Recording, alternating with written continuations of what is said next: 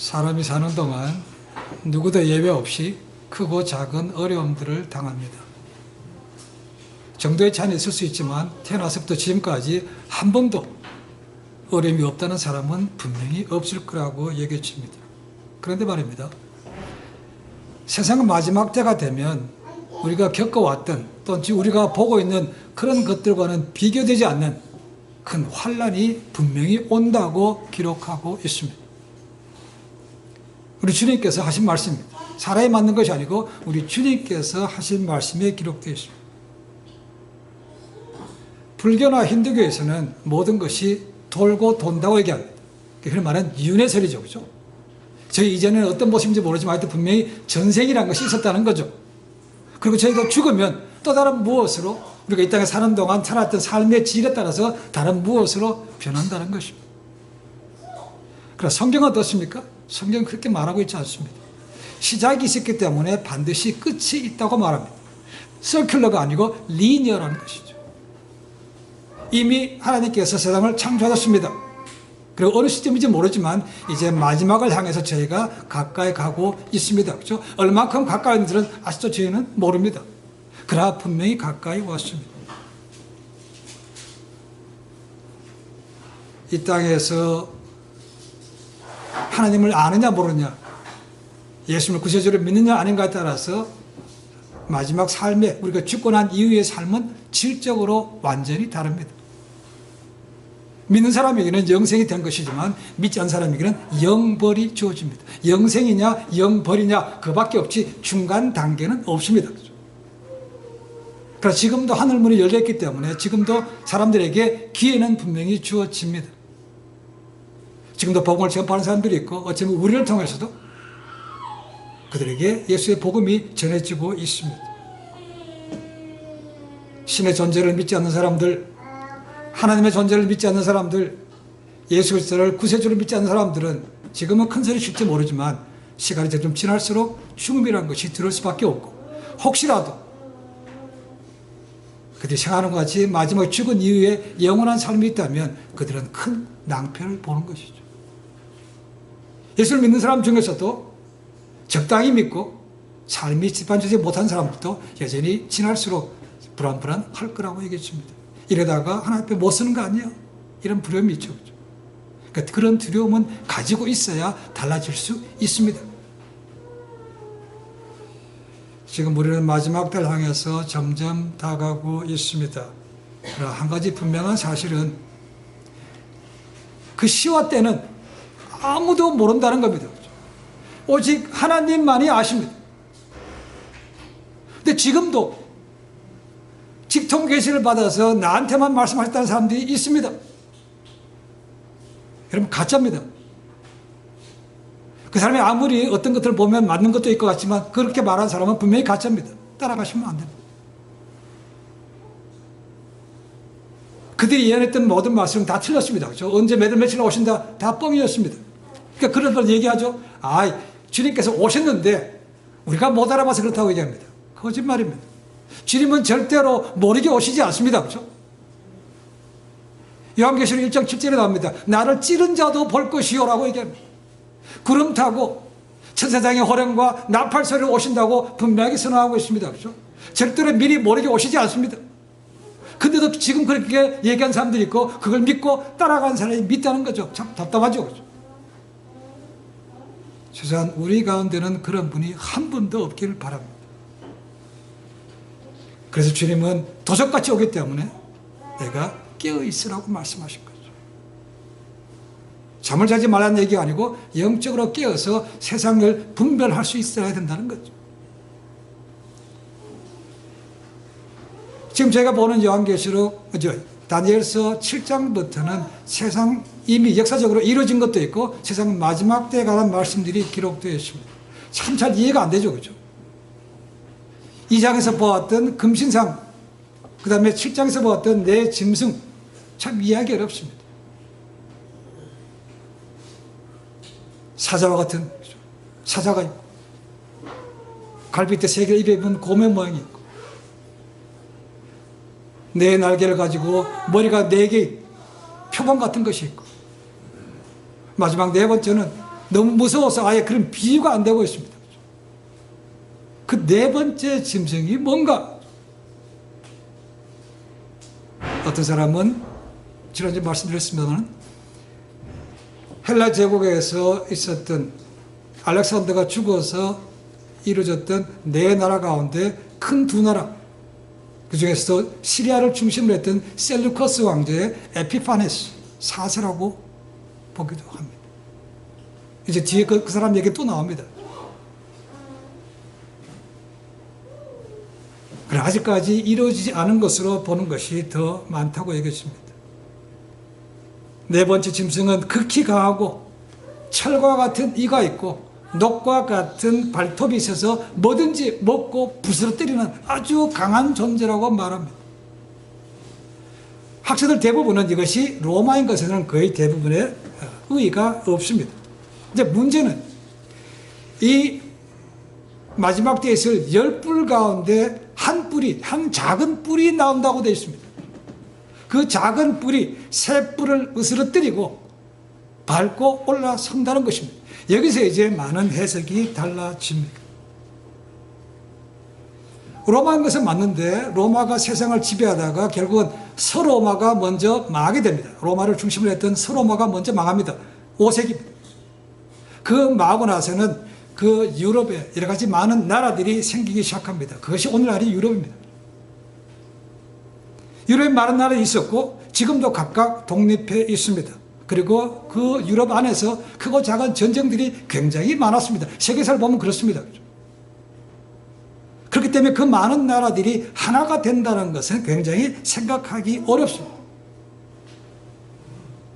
그런데 세대주의자들은 언젠가는 이 유럽의 나라들이 다시 하나로 합한다고 생각을 합니다. 이것을 부활한 로마라고 봅니다. 어떤 사람은 신성 로마 제국이라고도 말하기도 합니다. 다니엘이 살던 시대에는 아직 로마가 등장하기 한 500년 전입니다. 그러니까 알 수 없습니다. 그렇죠? 그렇지만 후에는 로마가 탄생해서 세계를 지배했죠. 그리고 지금은 로마가 망한 지 거의 1500년이 지났습니다. 그런데 언제부터인가 이 유럽이 하나로 다시 뭉쳐지기 시작했다는 것입니다. 그것이 오늘 우리가 얘기하는 EC, 유러피안 커뮤니티라는 거죠. 이 EC 안에는 여러 가지 많은 기관들이 있습니다. EEC, 유럽 경제 공동체가 있죠. EDC, 유럽 방위 공동체가 있습니다. 그 다음에 EFTA, 유럽 자유연합 경제연합이 있습니다. 유럽 석탄 철강 연합이 있고 유럽 원자력 공동체가 있습니다. 그 사람들이 함께 모여서 연합으로 하는 것들이 많이 생겼습니다. 그리고 2002년입니까? 그들이 모여서 달러에 대항해서 유로화를 만들었습니다. 물론 지금도 유럽의 모든 나라가 다 쓰는 것은 아닙니다. 이해관계가 어렵기 때문에 반대하는 나라도 있지만 어쨌거나 유로가 점점 더 많이 쓰여져 있는 것은 사실입니다.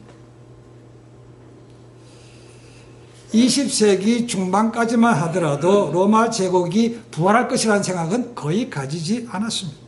그렇지만 유럽의 이 EC가 생기면서부터는 생각하는 것이 달라지기 시작했습니다. 물론 지금도 유럽 공동체에 모든 유럽의 나라가 다 참여한 것은 아닙니다. 지금 EC에 가입된 나라가 몇 국인지 아십니까 혹시나? 27나라입니다. 2020년도입니까? 영국은 탈퇴했습니다. 그렇죠? 아직도 스위스나 그다음 터키는 들어가 있지 않습니다. 그러나 나머지 대부분 나라는 거기에 가입되어 있습니다. 어쨌거나 모르지만 들쑥날쑥합니다. 근데 언젠가는 이 세두제대로 얘기하면 언젠가 그것이 10나라가 된다는 겁니다. 그건 모르겠습니다. 그렇죠? 그것이 여기서 말하는 10뿔 시대라는 겁니다. 10뿔. 근데 거기서 10뿔에서 또 한 작은 뿔이 나온다는 것입니다. 이것이 문제가 되는 것이죠. 그리고 그 뿔이 10뿔 가운데 3개를 부스러뜨려서 통합시킨다고 말하고 있습니다. 이걸 어떻게 해석할 수 있는가는 세두자도 얘기합니다. 그 10뿔 가운데 한 뿔이 등장한다는 것은 유럽 공동체 안에서 새로운 리더가 나타날 것이라고 봅니다. 그리고 그 사람이 10나라 가운데 3나라를 지배한다는 것입니다. 이건 그들의 주장입니다. 아직 이루어지지 않았기 때문에 잘 모릅니다. 그래서 19절에 보시면 저희도 지금 이해가 안 되는데 저희보다 훨씬 전이었던 다니엘도 이해가 안 되는 거죠. 그죠? 그래서 다니엘이 이게 뭡니까? 라고 궁금해했기 때문에 물었다고 되어 있습니다. 그리고 이 짐승은 앞에 보았던 새 짐승과 달리 엄청나게 무섭더라는 것이죠. 그래서 다니엘이 이 환상을 보고 지렵고 떨었다고 되어 있습니다. 그런데 옆에 있던 천사에게, 아무래도 가브리엘 천사에게 물었다는 거죠. 이게 도대체 뭡니까? 라고 물었다는 거죠. 그리고 그 한 뿔은 눈도 있고 입도 있어서 다른 새 뿔을 뿌리까지 뽑았다고 얘기합니다. 그러면서 뒤에 이어지는 얘기해 보시면 이 마지막에 작은 뿔 하나에 대해서 몇 가지 특징이 있는 것을 볼 수 있습니다. 첫 번째로 그 작은 뿔이 성도들과 싸워서 이긴다라고 말합니다. 다니엘이 사람들끼리 서로 싸우는 것이라면 그렇게 큰 문제가 되지 않습니다. 전쟁은 당연히 그런 거니까. 그런데 문제는 이 작은 뿔이 누굴 위해 싸운다고요? 성도들과 대적해서 싸운다고 말하고 있다는 것이죠. 그러니까 하나님이 택하신 사람들과 싸운다는데 문제가 있다는 것. 두 번째는 천하를 삼키고 밟아 부서뜨린다고 되어 있습니다. 그만큼 강력하다는 거죠. 세 번째는 지극히 높으신 하나님을 대적한다고 되어 있습니다. 이 뿔은 교만하게도 하나님에게 대적한다고 되어 있습니다. 하나님이 택한 백성을 대적한다는 것은 곧 하나님에 대한 도전과 똑같습니다. 그죠? 참난된 말을 하고 있는 것이죠. 그 말은 하나님을 깎아내린과 동시에 자기를 높이는 것이죠. 그죠? 그만큼 교만한 것입니다. 이런 자가 등장한다는 것입니다. 네 번째는 성도들을 괴롭게 한다 되어 있습니다. 성도들을 죽이기 위해서 할 뿐만 아니고 괴롭게 한다고 되어 있습니다. 유명한 신학자인 매튜 헨리는 이것을 이렇게 해석합니다. 그는 그들을 단번에 몰살시키는 것이 아니라 오랜 기간 동안에 걸쳐서 압제를 행하며 그들의 재산을 파괴하고 그들의 가문들을 약화시키는 등 끊임없이 그들을 곤경으로 몰아넣어서 서서히 그들의 씨를 말릴 것이다라고 얘기합니다. 그냥 간단하게 대적하는 것이 아니고 아주 계획적으로 아주 무자비하게 서서히 그리고 끝까지 성도들을 무너뜨리고 괴롭힌다는 것입니다. 다섯 번째는 때와 법을 변경한다고 되어 있습니다. 정확하게 때와 법이 뭔지 모릅니다. 때는 하나님께서 창조하실 때 그 질서를 말합니다. 그리고 법이라는 것은 이 말은 율법, 규례 이런 것이죠. 하나님께서 하지 말라 하라는 거 하는 것을 거기에 대해서 공공연히 반대한다는 것입니다. 그것을 자기 마음대로 바꾼다는 것입니다. 그러니까 하나님의 하신 모든 창조 질서에 대해서 대적하는 그런 무리라고 그런 사람이라고 볼 수 있습니다. 그리고 그가 성도들을 괴롭히는데 얼마 동안 괴롭히는가? 계속해서 하는가? 이게 25절에 보시면 그가 성도들을 괴롭히는데 기간이 정해져 있음을 볼 수 있습니다. 그렇죠? 한 때와 두 때와 반 때 동안 그를 괴롭힌다고 되어 있습니다. 한 때와 두 때, 반 때. 여기서 때라는 것은 일반적으로 연을 가리킵니다. 그러니까 1년, 2년, 반년이라는 것이죠. 그러니까 합하면 총 3년 반입니다. 이 기간 동안 성도들을 괴롭게 한다는 것이죠. 이 3년 반을 다르게 표현하면 42달, 42달이죠. 그리고 연수로 따지면 1260일이 됩니다. 여러분 이 숫자가 나오시면 이것이 환란 기간인 것을 기억하면 좋겠습니다. 그것이 전 3년 반인지 후 3년 반인지 그건 정확하게 하기 어렵지만 어쨌거나 이 기간은 분명히 성도들이 받는 어려운 기간이라는 것이죠. 요한계시록 13장 5절에 바다에서 올라오는 한 짐승에 대해서 이렇게 얘기합니다. 또 짐승이 큰 말과 참난된 말하는 입을 받고 또 42달 일할 권세를 받았으랴. 바다에서 올라오는 짐승을 흔히들 적그리스도라고 얘기합니다. 그 적그리스도가 42달 3년 반 동안 1260일 동안 성도들을 밀접하게 짓밟는다는 것입니다. 자, 요한계시록 조금 더 13장 앞부분 1절 2절을 보면 조금 더 다니엘서와 굉장히 비슷한 걸 느낄 수 있습니다. 자, 읽어보겠습니다. 내가 보니 바다에서 한 짐승이 나오는데 뿔이 10이요 머리가 7이라. 그 뿔에는 10멸관이 있고 그 머리들에는 참난된 이름들이 있더라. 내가 본 짐승은 자 표범과 비슷하고 그 발은 곰의 발 같고 그 입은 사자의 입 같은데 용이 자기의 능력과 보좌와 큰 권세를 그에게 주었더라. 여기 세 가지가 다 나옵니다. 그렇죠? 사자, 곰, 표범 다 나옵니다. 앞에 지나왔던 바벨론, 페르시아, 그리고 헬라.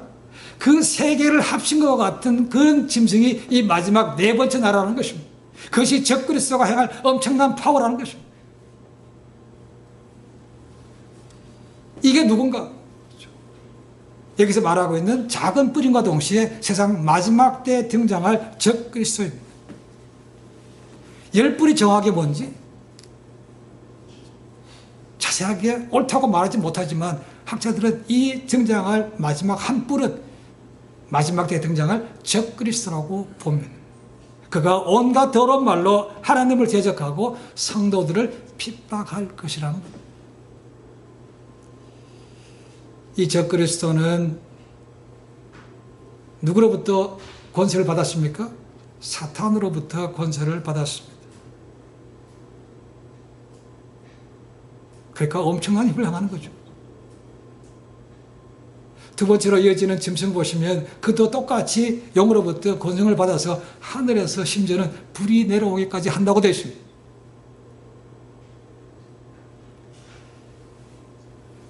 창세기라든가 이사야서 14장 말씀 보시면 마귀는 하나님처럼 되고 싶어하는 것을 알 수 있습니다. 그의 궁극적인 목적은 하나님처럼 되기를 원합니다. 하나님처럼 경배받기를 원하는 것이죠. 그래서 우리가 말하는 삼위일체 하나님을 짝퉁으로 만들었죠. 그죠? 그것이 바로 마귀, 예수님을 대적하는 엔타이크라이스트, 적그리스도죠. 그 다음에 성령님을 대적하는 거짓 선지자, 이 세 가지를 그도 똑같이 짝퉁으로 만들었다는 것이죠. 그래서 사탄이, 용이 엄청난 힘을 이들에게 줘서 그들로 하여금 사람들을 하나님까지 가지 못하고 자기를 섬기게 만드는 것이죠. 이렇게 말하면 예수님을 못 믿도록 만드는 것입니다. 이것이 바울이 얘기했던 공중 권세 잡은 자와의 싸움인 것이죠. 이것이 영적 전쟁입니다. 근데 그가 따라하고자 하는데 따라하지 못하는 것이 하나 있습니다. 그것이 뭐냐 하면 예수님의 성육신입니다. 예수님은 하나님의 아들이죠. 근데 그분이 인간의 몸을 입고 오신 거죠. 근데 마귀는 그거 할 수 있습니까? 마귀는 못하는 거죠. 그러니까 사람을 세워서 사람에게 모든 권세를 주고 똑같이 하도록 만들었다는 것이죠. 그래서 마귀, 엔타이크라이스트, 거짓 선자 이렇게 똑같이 만들었다는 것이죠. 그들이 세상 마지막 때에 분명하게 등장합니다. 요한계시록 13장에 가시면 아까 말씀드린 대로 두 짐승에 대한 비유가 나오면서 이 짐승들이 흔히 말하는 거짓 선지자가 사람들을 유혹해서 적그리스도를 섬기도록 합니다. 그냥 얘기하면 말 안 들으니까 짐승의 표를 줘서 강제로 섬기도록 만드는 것이죠. 그 짐승의 표가 뭡니까? 666이라고 되어 있죠. 666인지 666인지 그렇습니다. 그것을 받지 않으면, 그죠? 흔히 말하는 적그리스도를 경배하지 않으면, 사탄을 경배하지 않으면 매매를 못하는 거죠. 이마나 손목의 그 표를 받는 사람만이 매매를 할 수 있다고 되어 있습니다. 그러니까 안 받는 사람, 예수 믿는 사람들은 당연히 사는데 어려울 수밖에 없죠. 흔히 말하는 가장 먼저 의식주가 걸리는 문제입니다. 그래서 그때가 되면 배도하는 일이 생긴다는 것이죠. 예수 믿어도 이렇게 보람받네. 그래서 사탄을, 적그리스도를, 거짓선지자를 따라가는 사람들이 생긴다는 것입니다. 이것도 성경에 얘기를 하고 있습니다. 데살로니가전서 2장 3절 4절을 한번 읽어보겠습니다. 누가 아무렇게 하여도 너희가 미혹되지 말라. 먼저 배도하는 일이 있고 저 불법의 사람 곧 멸망의 아들이 나타나기 전에는 이르지 아니하리니 저는 대적하는 자라. 범사에 일컫는 하나님이나 숭배함을 받는 자 위에 뛰어나 지존하신 하나님 성전에 앉아 자기를 보여 하나님이라 하느니라 되십니다. 마지막 때가 되면 어려움이 오기 때문에 거기서 믿는 걸 포기하고 배도하는 일이 생긴다는 것. 그리고 나야 세상 마지막이 온다는 것입니다. 적그리스도가 등장해야만 됩니다. 그리고 계시록 보시면 그가 거룩한 곳에 가증한 것이 한 것을 본다는 것은, 거룩한 곳은 예루살렘 성전을 얘기합니다. 그래서 제3성전이 회복이 된 이후에 될 것이라고 생각을 합니다. 배도한 일이 다음에 예수님께서 다시 오셔서 이 세상을 심판하십니다. 끝까지 믿음을 지킨 자에게는 영생을 주시겠지만 끝까지 믿지 않는 사람에게는 영벌로 불로 심판하실 수밖에 없습니다. 얼마 동안 성도를 핍박한다고요? 3년 반입니다. 그리 말해서 후 3년 반에 속한다고 봅니다. 자, 이 3년 반이라는 것도 문자적으로 그대로 될 것인가 아닐 것인가 또 많은 얘기가 있습니다. 근데 저는 그 3년 반이 달라질 수 있다고 생각합니다. 왜냐하면 주님께서 하신 말씀 가운데 그런 표현이 있기 때문에 그렇습니다. 종말장이라고 얘기하고 있는 마태복음 24장 22절에 보면 이런 말씀이 있습니다. 예수님께서 하신 말씀입니다. 그날들을 감하지 아니할 것이면 모든 육체가 구원을 얻지 못할 것이나 그러나 택하신 자들을 위하여 그 날들을 감하시리라 되십니다. 그 환난이 전무후무한 것이기 때문에 견디기가 무지 어렵다는 것입니다. 그래서 주님께서 혹시나 믿는 사람 가운데 거기에 마지막에 배도할까 봐 그 날들을 줄여주신다고 기록하고 있다는 것입니다. 그래서 꼭 문자적으로 3년 반 꽉 채우지는 않을 것이라고 여겨집니다. 그러나 그 기간 동안에는 엄청난 고난이 임하는 것은 분명합니다. 그러나 그들이 기한 동안 성도를 핍박하지만 결국 그들은 주님께 다시 오심을 통해서 주님의 심판을 받아서 그들의 모든 가진 권세가 다 빼앗깁니다. 그렇죠? 그리고 그는 영원한 불못에 던져집니다. 그리고 그 모든 빼앗았던 권세가 누구에게 주어집니까? 하나님을 믿는 선택받은 하나님의 자녀에게 주어집니다. 그래서 이 땅에는 하나님 나라만 유일하게 굳건하게 서게 됩니다. 자, 여기서 13절과 14절을 보시면 또 한 분이 나옵니다. 그것은 성경에 보니까 인자와 같은 이라고 되어 있습니다. 인자입니다. 여기서 인자가 누구겠습니까? 저희는 알고 있지만 다니엘 시대는 알 수가 없습니다. 그렇죠? 다니엘 시대로 본다면 앞으로 오실 메시아를 얘기하고 있습니다. 그분이 오신다는 겁니다. 성경에서 인자란 말이 꽤 많이 나옵니다. 신약에 특히 많이 나오죠. 마태, 마가, 누가복음 무려 69번이나 나옵니다. 요한복음이 나옵니다. 요한복음 3장 13절에 보시면 예수님께서 이렇게 말씀하십니다. 하늘에서 내려온 자 곧 인자 외에는 하늘에 올라간 자가 없느니라. 주님께서 스스로 내가 인자라고 말합니다. Son of Man.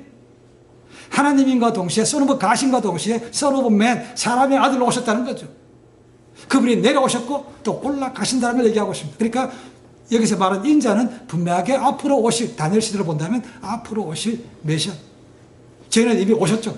저희는 알고 있습니다. 마태복음 26장 64절에는 그 오실 메시아, 그분이 구세주뿐만 아니고 마지막 때는 심판주로 된다는 것을 또 기억하고 있습니다. 읽어보겠습니다. 내가 말하였느니라. 그러나 내가 너에게 이르노니 이후에 인자가 권능의 우편에 앉은 것과 하늘 구름을 타고 오는 것을 너희가 보리라. 재림을 얘기합니다. 그죠? 재림 때는 뭐로 오십니까? 구세주로 오신 것이 아닙니다. 그죠? 이미 구세주로 오셨습니다. 그 다음에 오실 때는 심판주로 오신다는 거죠. 그리고 나면 뭐든 작은 뿌리든 뭐든 다 싸그리 권세를 뺏기고 심판받아서 유황불못에 던져지는 것이죠. 계시록 1장 7절에 이렇게 나옵니다. 다시 오실 예수님의 모습이 이렇게 기록되어 있습니다. 볼지어다 구름을 타고 오시리라. 각인의 눈이 그를 보겠고 그를 찌른 자들도 볼 터이요 땅에 있는 모든 족속이 그를 인하여 애곡하리니 그러하리라. 아멘. 재림은 분명히 약속된 것이고 이제 그 때가 점점점 다가오고 있습니다. 그리고 나면 모든 무릎이 에베소에서 말하는 것처럼 그 앞에서 꿇어 그분을 경배할 것이라고 말합니다. 그분의 나라가 영원합니다. 그분의 권세도 영원합니다. 그리고 거기에 믿었던 모든 사람들 또한 그분이 가졌던 모든 영생을 똑같이 누리고 그분과 함께 영원히 살게 됩니다. 아까 말씀드린 대로 지금 이 시는 27개 나라입니다. 이게 왔다 갔다 어떻게 될지 전문가는 10개 나라가 될지 그는 모르지 못합니다. 그런데 역사적으로 보면 이 시가 10나라가 될 때가 있었습니다. 1980년도 1월 1일이라고 되어 있습니다. 그때는 이 시가 시작한 지 얼마 되지 않았지만 어쨌거나 그때는 10나라였다는 거죠. 근데 그때에 작은 불이 나타났습니까? 나타나지 않았습니다. 주님께서 오셨습니까? 오시지 않았습니다. 그러니까 앞으로 될 일이라는 거예요. 그래서 중동과 더불어 유럽도 눈여겨보는 것입니다. 다음 주에 한번 시간 되면 교황이라고 보는 견해가 있기 때문에 다음 주에는 교황이 어떻게 되는 것인지 한번 거기에 대해서 역사적인 관점에서 한번 찾아보도록 하겠습니다. 하나님은 사랑의 하나님입니다. 그죠? 그저 심판만 하시고 징계만 하신 그런 하나님이 아닙니다. 그래서 지금도 하늘 문은 활짝 열려 있습니다. 그러나 언젠가 그 문은 닫힙니다. 그죠? 그러면 그 누구도 열고 싶어도 열 수가 없다는 것이죠. 그래서 호세아 선지자는 바울 말처럼 지금이야말로 구원받을 때가 맞는 것이죠. 믿어야 됩니다. 그죠? 예수님을 구세주로 믿어야 된다는 것이죠. 차일피일 미루다 보면 그날이 어느 순간에 임하면 믿지 못하게 되는 것입니다. 그래서 마귀가 노리는 것이 그겁니다. 마귀는 하나님을 대적하지만 하나님과 직접 싸워서 이길 수가 없는 것이죠. 그러니까 택하신 백성들, 연약한 우리들을 노리는 겁니다. 그것이 영적 전쟁입니다. 그러니까 우리가 예배해야 되는 것이 맞는 거죠. 예수께서 이 땅에 오심을 통해서 하나님 나라가 시작이 되었습니다. 그렇죠? 그러나 아직 완성된 것은 아닙니다. 그래서 이 땅은 이미와 아직의 사이에 있다고 말합니다. Already, but not yet. 이라는 거죠.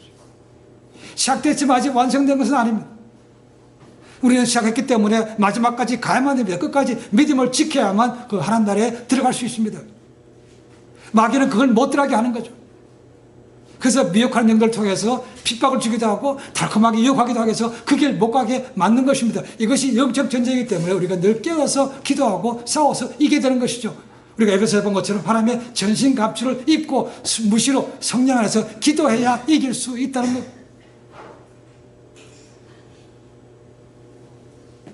진리의 허리띠를 띠고 의의 흠배를 붙이고 복음의 신발을 신고 구원의 태기를 쓰고 믿음의 방패를 들고 성령의 검 말씀으로 무장하고 있어야 된다는 거죠. 그래서 장비만 좋다고 해서 이기는 건 아닙니다. 그렇죠? 그래서 내가 무릎 꿇고 무시로 때가 없이 성령 안에서 기도해야만 이길 수 있다는 것이죠. 그래야 마지막까지 우리의 믿음을 실족하지 않고 지켜나가고 마지막에 영광스러운 생명의 멸관을 얻을 수 있는 것. 그 길을 막기 위해서 마귀가 호시탐탐 길을 노리고 앞에다가 온갖 장애물을 놓고 우리를 기다리고 있는 것이죠. 그래서 깨어서 기도하고 믿음을 지켜야만 갈 수 있는 것입니다. 요한 1서 5장 4절에 요한이 이렇게 말합니다. 대저 하나님께로 난 자마다 세상을 이기느니라. 세상을 이기면 이것이니 곧 우리의 믿음이니라 되어 있습니다. 믿음으로만 이긴다고 되어 있습니다. Sola fide. Only faith. 우리가 무슨 힘이 있어서 영적 존재로 싸워서 이길 수 있겠습니까? 아니죠. 믿음으로 나가면 하나님께서 우리를 대신해서 싸워주시기 때문에 성령께서 함께 하시기 때문에 우리가 이겨낼 수 있습니다.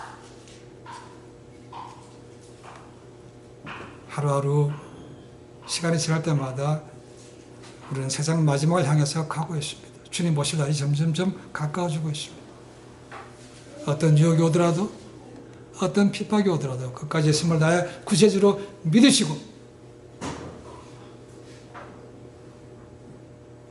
의지해서 이겨서 하나님 나라에 입성하고 영원한 생명을 면역을 누리는 우리 모두가 되시기를 주님으로 간절히 축원해 드립니다. 기도하겠습니다.